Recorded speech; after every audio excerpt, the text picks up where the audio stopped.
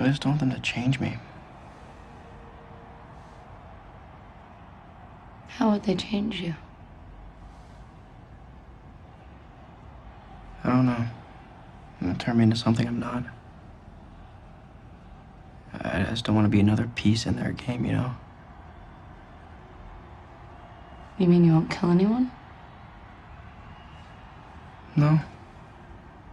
I mean, I'm sure I would, just like anybody else when the time came, but I just keep wishing that I could think of a way to show them that they don't own me. If I'm gonna die, I want to still be me.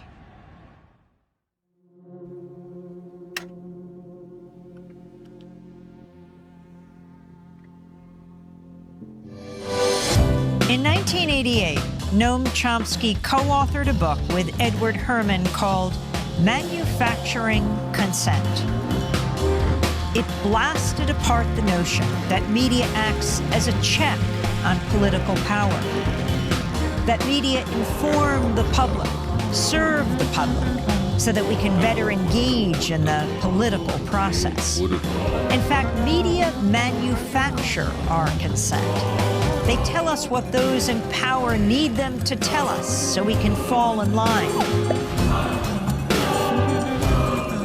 Democracy is staged with the help of media that work as propaganda machines. Media operate through 5 filters. The first has to do with ownership. Mass media firms are big corporations. Often they're part of even bigger conglomerates. Their end game, profit. And so it's in their interests to push for whatever guarantees that profit. Critical journalism takes second place to the needs and interests of the corporation.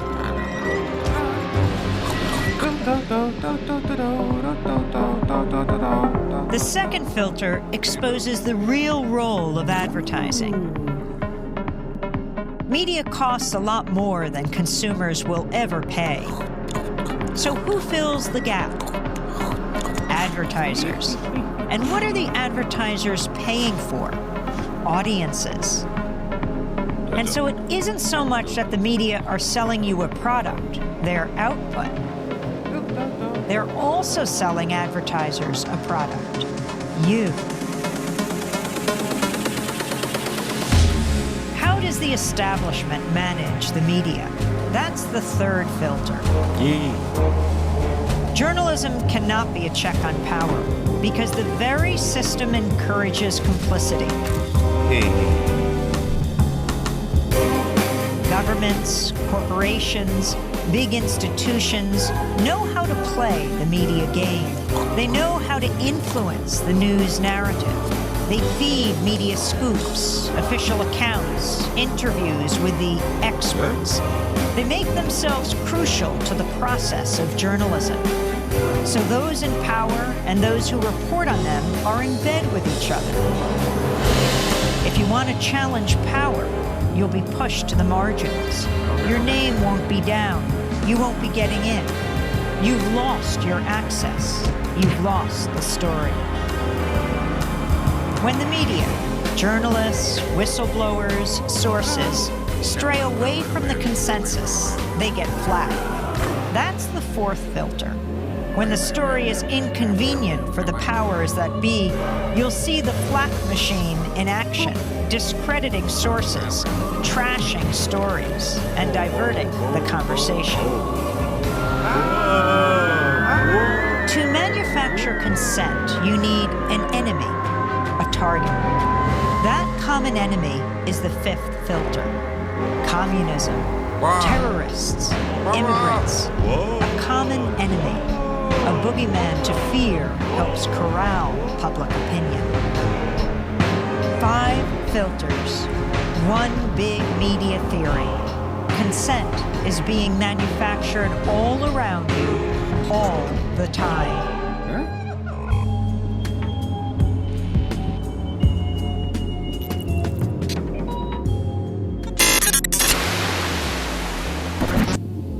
Power is inflicting pain and humiliation, as you can picture.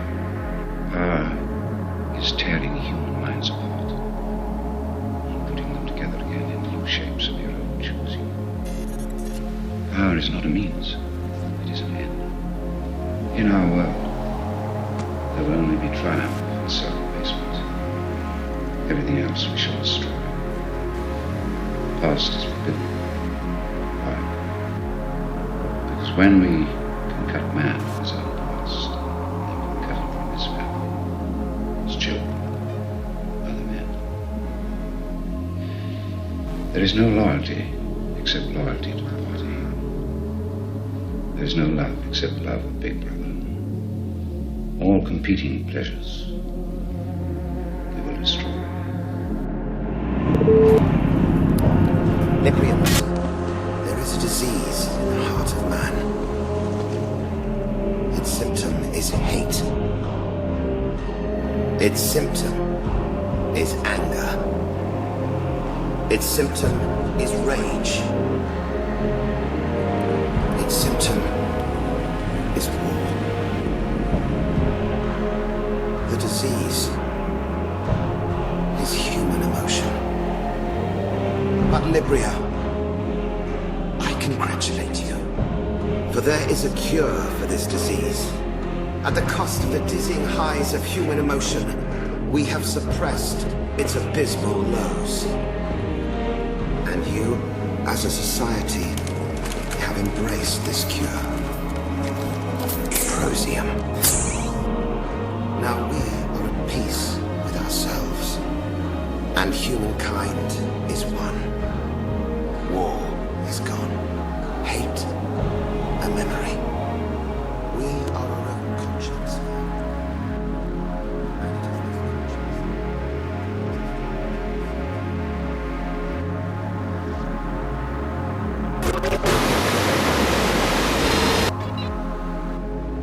In accordance with the principles of doublethink, it does not matter if the war is not real, or when it is, that victory is not possible. The war is not meant to be won, it is meant to be continuous. The essential act of modern warfare is the destruction of the produce of human labor. A hierarchical society is only possible on the basis of poverty and ignorance. In principle, the war effort is always planned to keep society on the brink of starvation. The war is waged by the ruling group against its own subjects, and its object is not victory over Eurasia or East Asia, but to keep the very structure of society intact.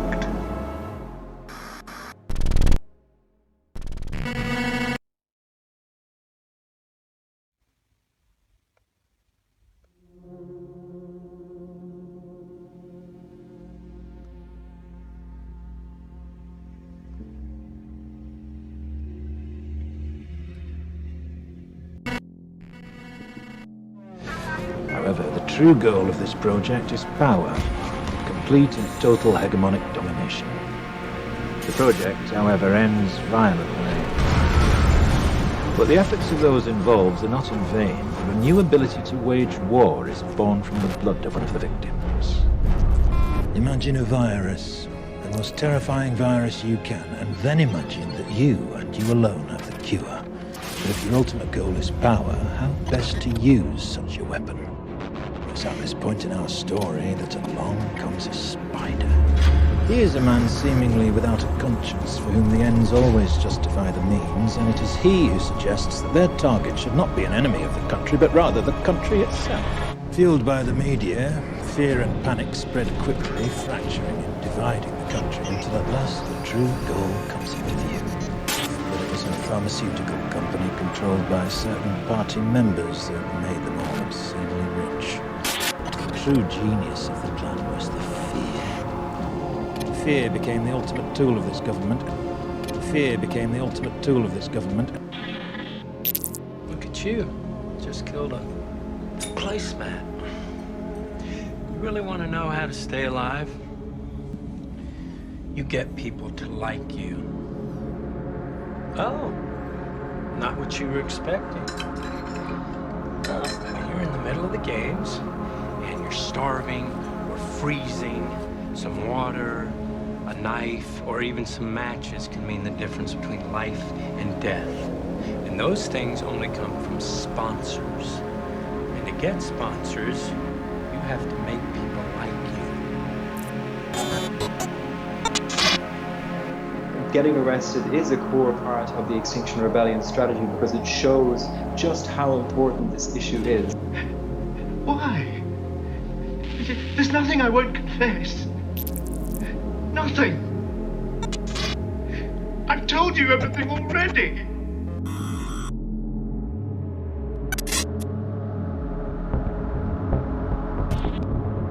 We live in an age of mass surveillance, and big data mixed with the ever-increasing power of artificial intelligence means all of our actions are being recorded and stored like never before.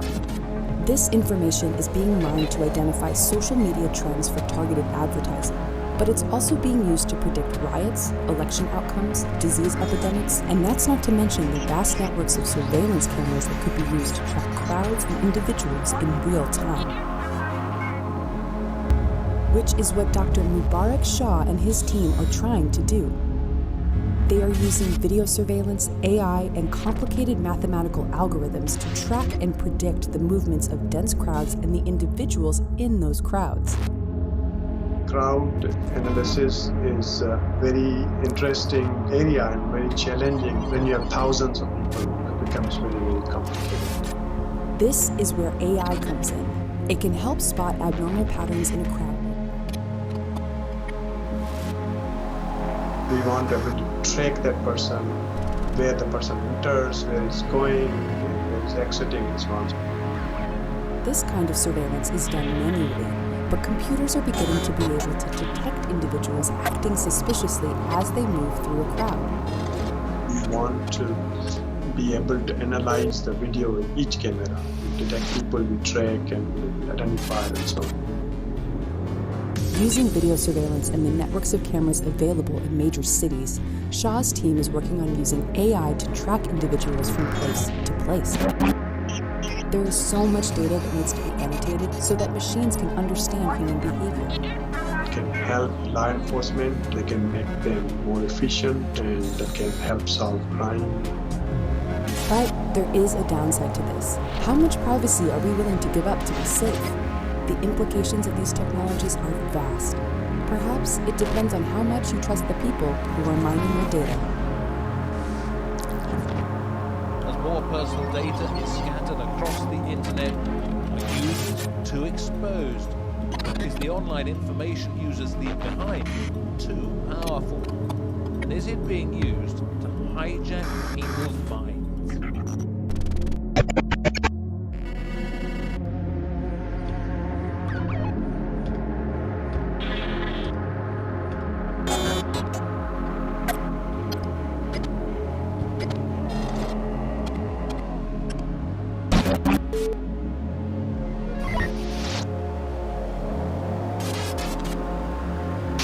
Disneyland is there to conceal the fact that it is the real country, all of real America, which is Disneyland.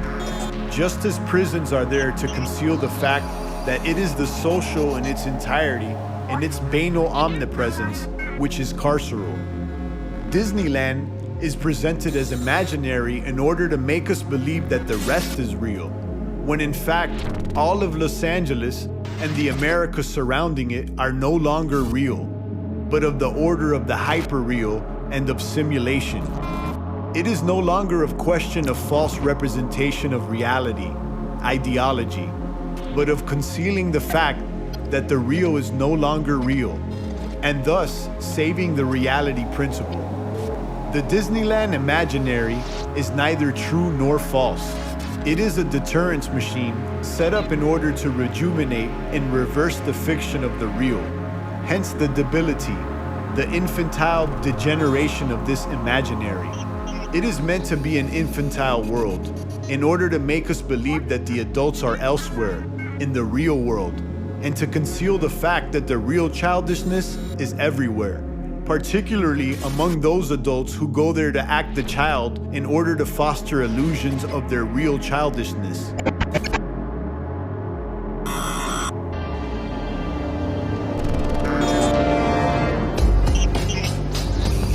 The Matrix is a system, Neo.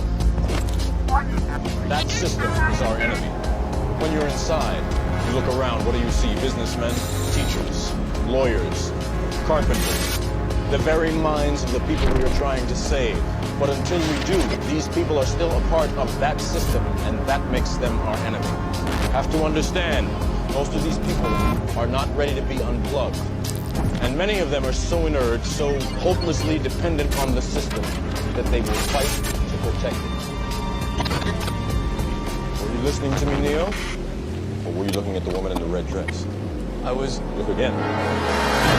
Freeze it.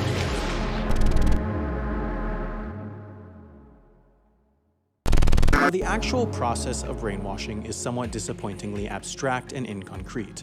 There's no three-step guide to brainwashing your cult followers. The process is more of an art than a science. So here's your scientific three-step guide to brainwashing your cult followers. The first stage is break people down. You know, get them broken. Talk about everything negative in the world, negative in their life. Put a lot of pressure on them to crack and break. And then second, change them. You know, once they're in that broken state, introduce your ideas. This second stage is where you fix it in your followers' minds. And people won't necessarily accept what you say immediately because, if you're a cult leader, you're probably saying something controversial, something novel, something anti-conformist along the lines of doomsday is coming. The reason brainwashing works within a cult is because there is that peer pressure. Things that seem normal in the real world seem that way because everyone accepts them, while abnormal things seem normal in a cult environment because everyone within the group accepts them. And a lot of it's accomplished by environmental control, social isolation, information control. Cult leaders create a new normal by manufacturing people's worlds. And then once the person has accepted that program, then you move to the third stage, which is reinforcement. Reinforcement. Our planet is in crisis. You know it, we know it. But honestly, where is our emergency plan? It's not good enough. We demand our government protects our future generations. We demand they stop all destruction of our forests, our oceans, and our wildlife. No argument. Oh, you want to know what XR demand? Here's what we demand. We demand that we are involved in the decision making. It's our futures too. We demand our governments reduce global carbon emissions to zero within 10 years. Yeah, 10 years. We demand they end any support for the fossil fuel economy and invest in a green economy. We demand clean rivers, fresh air, healthy soils. We need to work with nature to sort out all that damage. We demand the will and action of our government. We demand a fair and just plan that addresses global inequality, so that everyone, north and south, can adapt to the new world which we must live in. We demand training for the young and retraining for the old to help us all make a new start. We have a simple choice to make. Either our governments make hard decisions now, or we all face tragic consequences later. Where is your plan? Where is your plan? Where's your plan? Where's your plan?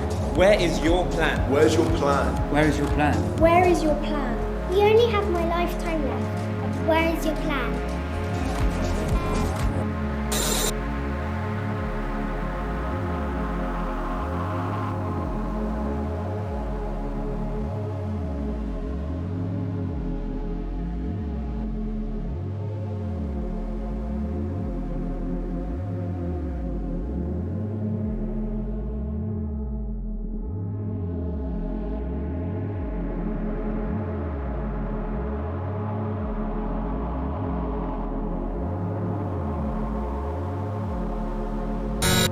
Natural resources are diminishing, and extreme weather events rising. Our planet loses almost 10,000 hectares of forest every day. Rising temperatures threaten the existence of thousands of plant and animal species, all while the pollution of our air, oceans, water, and soil increases unabated. In September 2015, all 193 UN member states responded by adopting the 2030 Agenda for Sustainable Development, a roadmap of 17 goals addressing our most urgent global challenges, driven by the guiding principle to leave no one behind. These 17 goals are ambitious. When reached, they will mean the end of poverty, zero hunger, lasting climate solutions, and development for present and future generations. All countries, including the wealthiest, will integrate the SDGs into their forward planning, with support from international agencies, the private sector, civil society, and others. A crucial factor in achieving the SDGs will be monitoring progress to learn from evidence and experience, and know how to shape policy and where to prioritize resources. To monitor the 169 targets associated with the 17 SDGs, there will be, in the next generation or so, a pharmacological method of making people love their servitude, and producing dictatorship without tears, so to speak. Producing a kind of painless concentration camp for entire societies, so that people will in fact have their liberties taken away from them, but will rather enjoy it, because they will be distracted from any desire to rebel by propaganda or brainwashing enhanced by pharmacological methods, and this seems to be the final revolution. Huxley asked himself how future social engineers could convince their subjects to take drugs that will make them think, feel, and behave in the ways they find desirable. He concluded, in all probability, it will be enough to merely make the pills available. Today, an estimated 1 in 6 Americans are on some form of psychotropic drug. An opioid crisis has spread across the West. The ability to gratify sexual impulses online has led many into the clutches of pornography addiction, and smartphones and other technologies provide mindless and pleasurable distractions which consume the attention of most people most of the day. To what extent these diversions are intentionally pushed upon us and to what extent they are spontaneous responses to consumer demand is unclear. But whatever the answer, the reality is that a distracted and dumbed down population simply lacks the mental resources to resist their enslavement.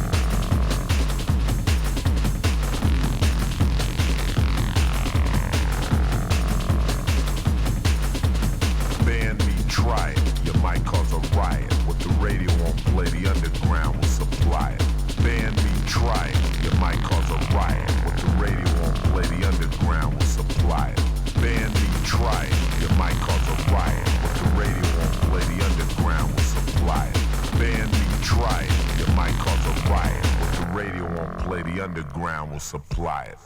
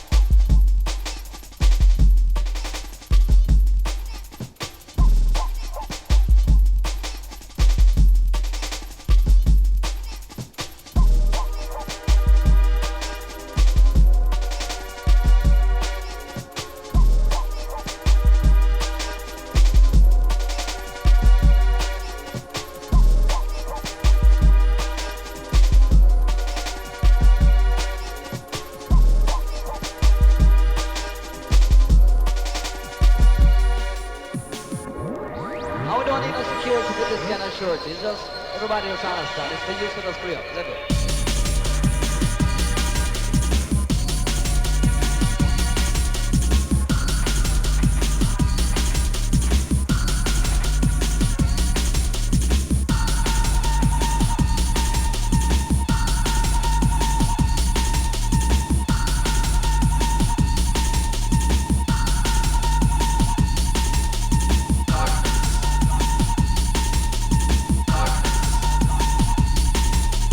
Darkness.